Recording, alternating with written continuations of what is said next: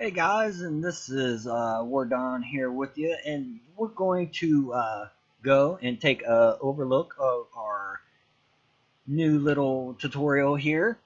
And today's tutorial is going to go over the full body animator script that I made. Well, it's not really a full body; it more controls your leg motion and stuff like that, which is easily expandable and writable for purposes.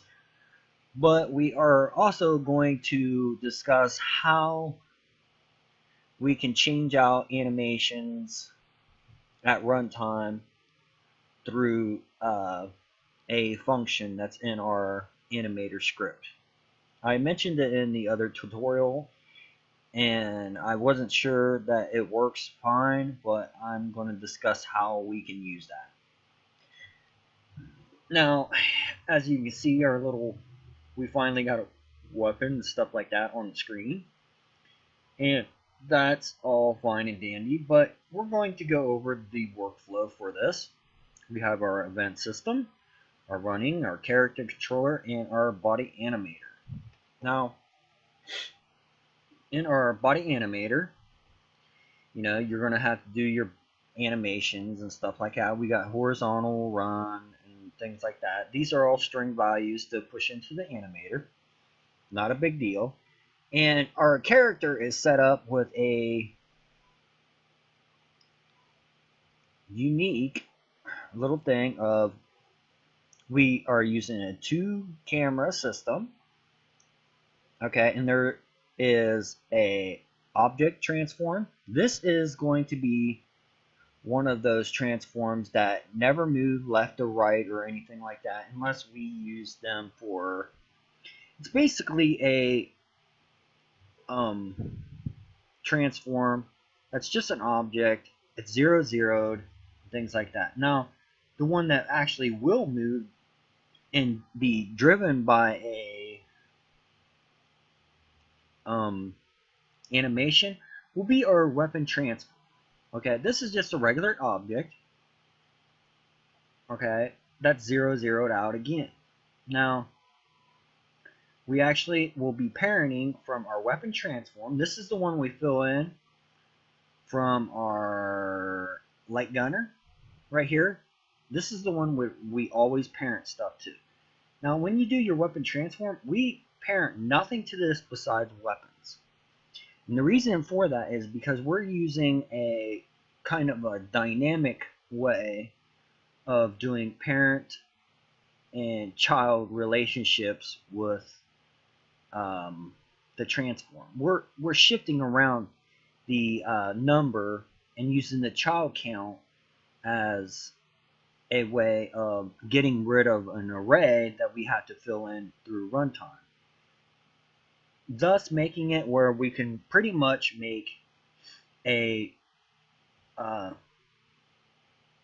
way to shift through weapons without having to have references or anything silly like that. Okay, it's pretty dynamic and stuff, so it works.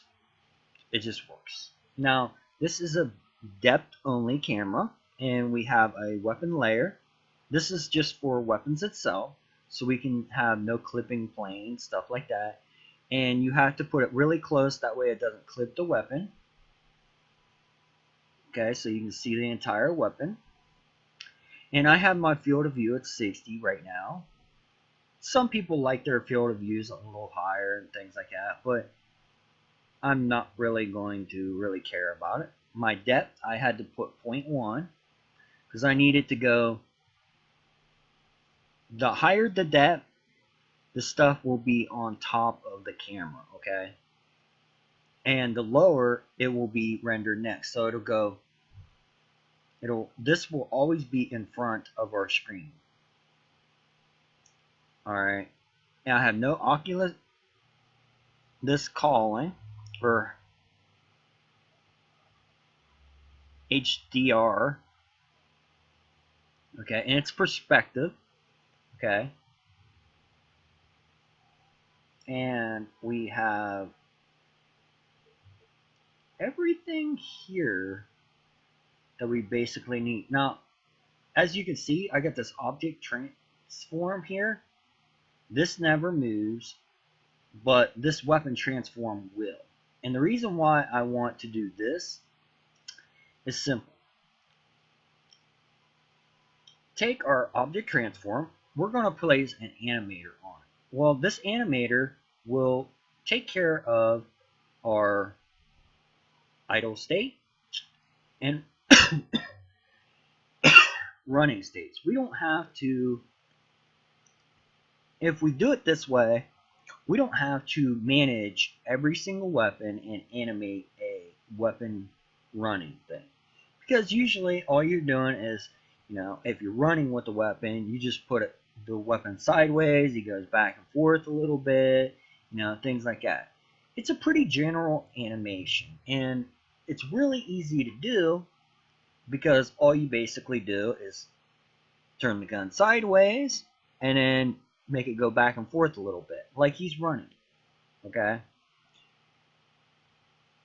So, no big deal, right? It's not a big deal. But the problem with doing an animation like that, well, it's not really a problem, but for me, I consider it a problem, is if we do an animate the weapon itself with the run animation, then our weapon script, for every single weapon, we're going to make an animation for running for every weapon. And most of them all look the same. I mean, come on. It's not that big of a deal. And two, if we did it this way, and we don't animate the gun itself, but animate the transform, we can just make it animate the transform itself. Like, instead of doing that, we can have the gun go over here. Okay? Or here. Or here. Or here. I mean, it just runs the animation itself, right? It's not that big of a deal. And because we've done it this way, we can always put a different run animation. We could do a different state. Hey, any state. This is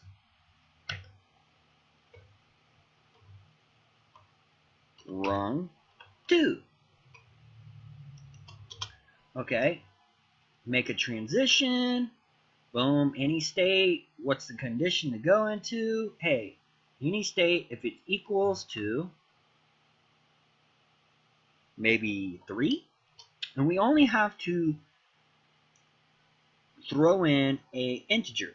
Okay, here's 1, 0, and here. So we got idle and 2 different runnings. That's freaking epic. So instead of animating every gun just to go back and forth a little bit, like so, all we do is manipulate the transform, because that's what basically we were already doing. I mean, he looks like he's running. If he goes back and forth, or if he's completely sideways, or vice versa. So, doing it this way, we can cut down our animations for running like big time. We can use, 3 animations versus how many guns I'm going to have in my game? Probably 5, 10, 15. If we went and animated every single gun, 15 run animations, well, that would probably be 10 minutes each one, 15 minutes each one, and if you're really not very good at it, it'd be 30 minutes each one. Then we got to find a way to put this in our weapon script that is in, we got to throw in an animator into our weapon script. Do And that's where I came up to the conclusion. Do we actually really have to put any form of animations into our weapon script? And the answer is pretty much no. We don't. We don't have to do it, which is kind of beautiful. If we don't have to do that, then why do it? You know, I mean, granted, I'm all for doing things properly and vice versa, but if I can cut some time out of my thing and make it more of a generic function and then use it across the board for a lot of things, then I am. I'm gonna do it. I don't care. That's just the way it is. Because time is precious. Because you're gonna have bugs and other things that you have to work out in your program when you program. And for our main camera just goes up, down, and because it's a depth camera, it will always render just like this. The weapon will never move that way. If we really want the weapon to move, this script right here, this, I do not believe, well, actually I think it is recording some form of, actually I don't think it is. I don't think it's recording any of that. I don't think these are keyframed for it. Actually, I think they kind of are. Could be wrong. Basic idle, basic run, weapon trance. Yeah, this is only doing that one. So if we do idle one, why is it giving me a rotation for my object transform? That's kind of wrong. Yeah, that is big time wrong. Remove property. Okay, so it only cares about the rotation for the weapon transform. That's great.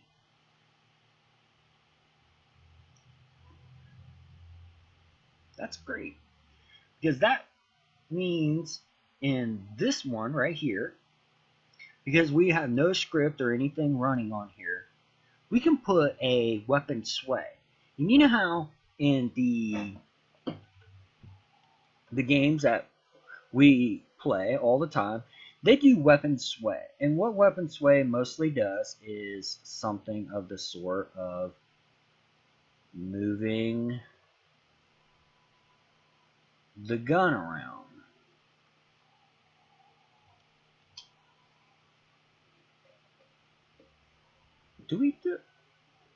Would I not be able to do that? Or do I have to put it on the weapon itself? I probably will have to put it on the weapon itself.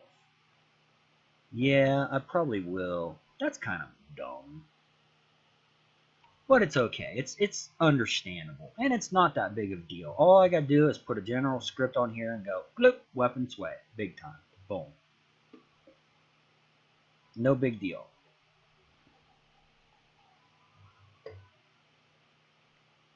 But yeah, that's kind of, and all my weapon sway thing will do is, is put sway like a little bit here, a little bit there, which means it'll need a horizontal and vertical thing, which kind of stinks, but it is what it is.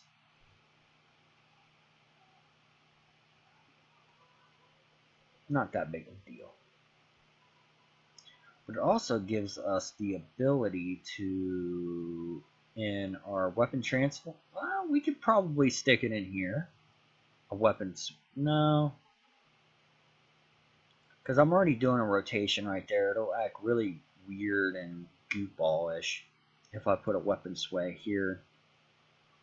I'll have to do it in the actual weapon object right here in the script, which is fine. I mean, it's not that big a deal.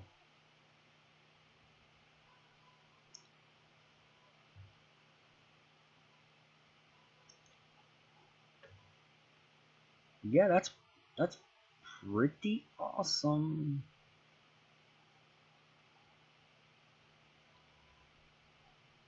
Well, if I do it, actually, I could do something here. Yeah, I probably will do something here because of going left and right. When we're walking like left and right and things like that, I'm thinking of making it where he goes a little bit over,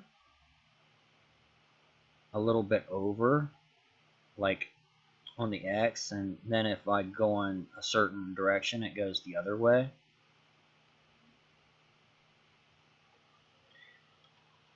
I think it'll be kind of cool. Hey, I could probably put some tilde in here if I really wanted to. No. No. No, no, no, no, no. That's wrong. Wrong. But anyway, well, you can put layers in here or do the state machine. That is true. I don't know how this one for when it comes to filtering out certain things would do. It's been a while since I messed with the mechanism, the tree this way. Usually I do everything through code. And I'm starting to see that I don't really like it that way. I'd much rather do it through the parameters and then use the state machine to filter around what I want to do. But that's entirely up to whatever you guys' preferences in your project. Now, enough of the workflow for this stuff. This should be perfectly fine. I think we've touched on this subject quite a bit. So let's go into scripting. And we are going to talk about where we're going to call. Oh, actually, I did forget something. When we are dealing with overriding, we replace animations at runtime with different animations. Okay, in our tree, we have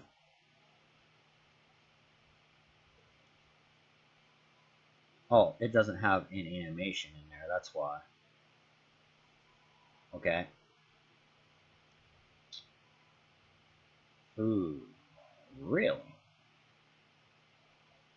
Put basic idle in there again. When we are doing an override controller thing,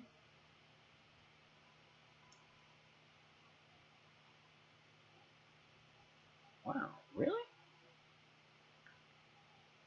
Run 2? Huh. That's kind of dumb. But we click on our override controller. We put our original controller, the thing that we want in there, and what we're going to be overriding it to. Okay? And the thing about this is, every time we use something for our weapons, we are probably going to use this controller all the time and then override it for the buttons.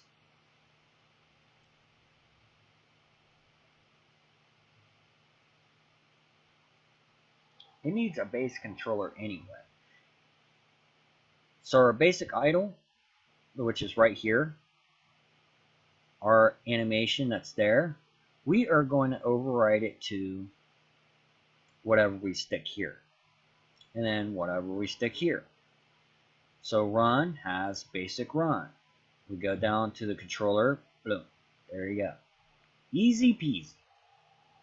You just fill in the animation that you want to filter out, basically replace. Now, let's look at the code to do so, which you've already seen. And it is this one right here.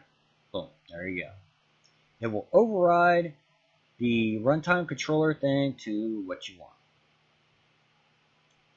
And because you're overriding what's already there, you don't have to change the parameters or nothing. You just pass it in and then let your state machine, do the job that it's supposed to. It's pretty simple. It's nothing hard. If you have ever worked with Mechanim, you would know each animation. Then you have your transitions, which are nothing but if statements. If horizontal was greater than 1, or this, or your aim is higher than 1, you aim the gun higher, or if your aim is lower than, let's say, 0, you do aim toward the ground. Really easy. Real simple. And you already know how to get values from the event system, which is exactly what, it's no big deal about. Now, for the preview on how we are going to deal with the next thing is we are going to have a script named scope base. It's going to keep an array of scope infos, which scope infos is nothing but an object and a vector. Because this is going to be a scope, we need a new vector 3, okay? So a new vector 3 means new information. Not every scope is going to be at the same spot. So we need a new local position to be setting at, something to lerp to, a new aim position. So we have this. We do the stuff. Now, I've separated what the index for to be a data class, because this is what we're going to use in a dictionary, and we can pull it up by key. So the key for stuff is going to be the actual weapon name and then what scopes it has. Now we can expand this and make it not just a scope thing. We can do materials and skins and all kinds of stuff. And that's basically what this is going to be designed for. This is just a prototype stage. A lot of this code isn't tested yet, but I'm still working out the little little things, like how I'm going to handle serialization and dictionary stuff, and just basically how our ammo is going to be covered. So this is the scope, and then the data field. The key is going to be our weapon name. I already know that. So we're going to probably have to have an ammo key, which is kind of a bummer, but man, it could be that I just use a serializable object, a scriptable object for the ammo. That way I can just go scriptable object, boom, there you go. Now in our, it really gets called in the start method, so it only gets called one time. If the manager, weapon manager dot data collection dot key contains the key equals true, it gets the data and does all the setting stuff. Okay. In this function, it will never have a false statement. The reason for that is the data class, I am not constructing the data class here. I want this to be an overwritten information. I want this to be something pointed. So it's going to come from the UI system itself. And then I'm going to set it from a UI system. So it'll have a reference. We will set references, which this is what this is a set reference. Okay, I set a reference.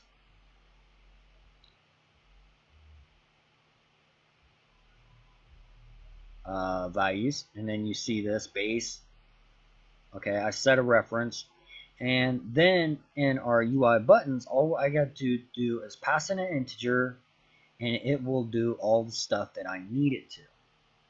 It will pass in the integer into the set the scope, which if I believe I've got this written right, this will never let it go beyond the count of our parent. Okay, this scope socket, and then it will do the same thing like our weapons do, but instead of doing the +1, we just put it as the target. That way when it hits this part, it will never let it go beyond the count and get us a thingy, a out of range error. And then I have a function here just to set the object to be active. I put this as a little function here because if I want to pass another game object in here, I can do so. If there's some other thing in the script where I need an object to be active, then boom, there you go.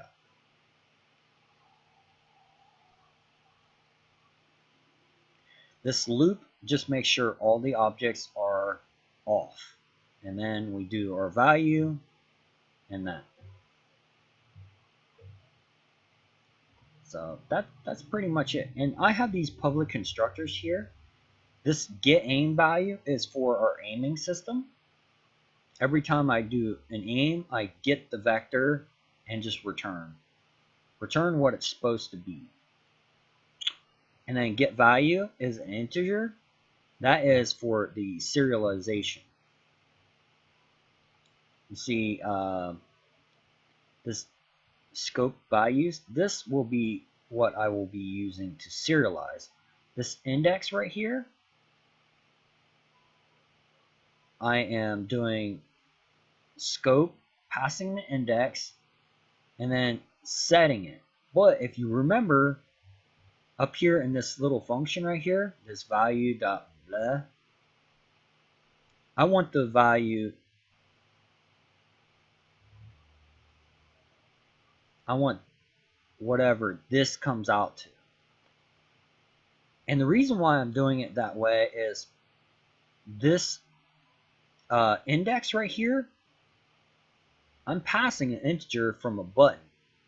Okay, this will be the function that I'll be using when I'm doing my buttons. Okay, if I get this out of range, like a let's say I have 4 scopes and I put 10 in there, I will get no error because of this, the way that I've done this, because it'll fix it.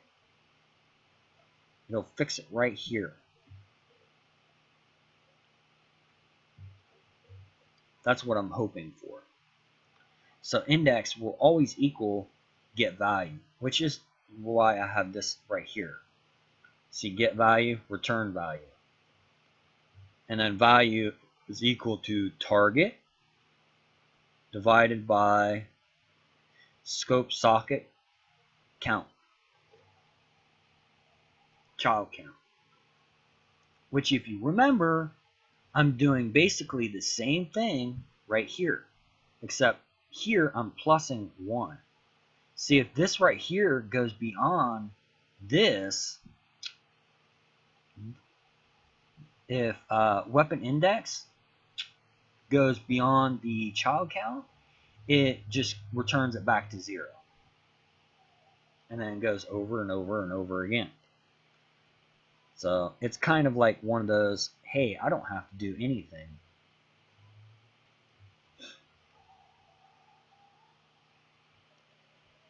Yeah. But I hope this tutorial was helpful to you, and I'll be working on this a little bit more and everything. So I think that's pretty much it now. I mean, we did the body animator. I showed off how to do the overriding part. I talked about how the setup for the weapons and the player. Okay, we've already talked about the event system and how to deal with that, how to subscribe, the full body animator, what these functions are. The weapon itself we're not doing. Oh, actually,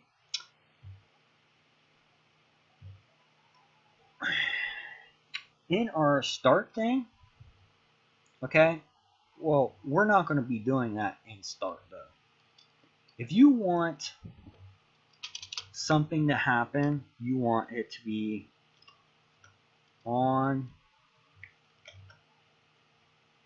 in a bowl.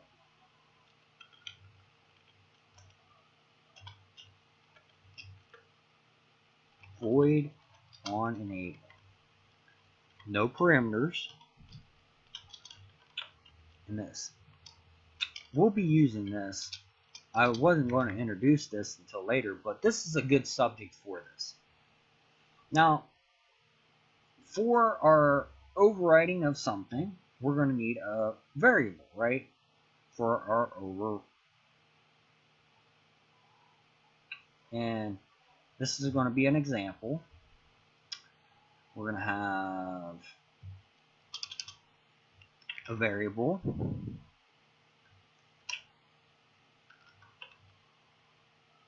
Anims for body. Okay? This is just to show you guys, hey, this is what you'd probably be working with. So every time you go into on enable, what you should probably do is something like this. If you wanted to call in the body animator, you would go this dot transform dot root, okay, dot get component, and you go body animator, right? Because we're doing that. Do the little braces, like, because this is a function. Then you go dot. Okay. Now you have functions in there that's for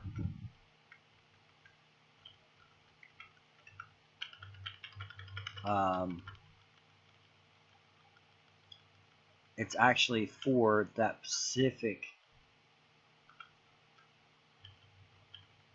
script. Anything that's public in there. And did we put that to be public for the overriding of public virtual void set anim override? Okay, so let's go back up to here to our weapon. Dot set anim for override, and it needs an animator override controller. Okay, which we're going to do anim for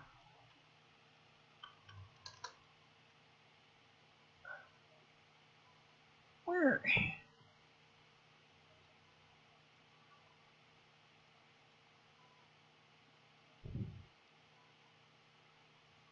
Why are you not?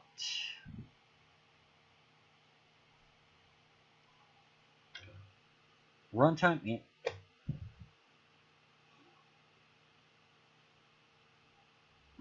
animate. What? Run.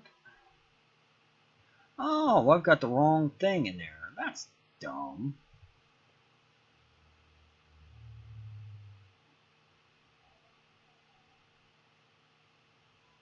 I've got the wrong value thing. Duh. Silly me. And we will change it. It's not a runtime animator controller, it's an animator override controller. Now it'll work. Okay? Every time this game object right here gets set that this script's on, it will run this function here, which is our override controller thing here. So we're basically overriding what's in there.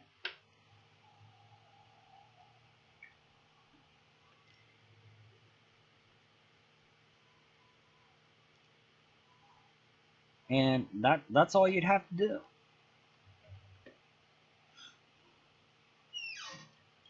It's pretty simple. I mean, it's not exactly probably foolproof, but yeah, you know, it's not a bad way, I guess you could say.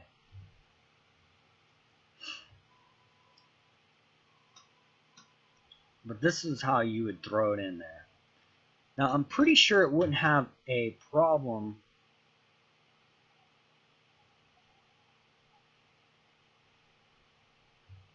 Would it have a problem with that? See, we put the original controller in there, and then we override the animations right there. But what if we're doing an override of an override? Huh.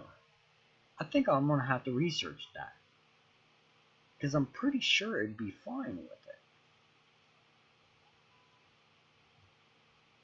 Or maybe I would have to put a completely different animator controller in there.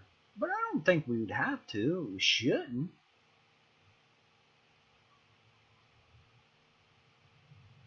Oh well, I'll have to research it a little. But this is the call that you would do to call that function in there. So I'm going to let you guys go. And this is the tutorial for today. Now you guys, thanks for your support, your visits, your views, and shares, and all that good stuff. So, do the YouTube stuff, like, hit, subscribe, dislike. I mean, the button's there. You know how it goes. And have a nice day, and this is War Over and Out.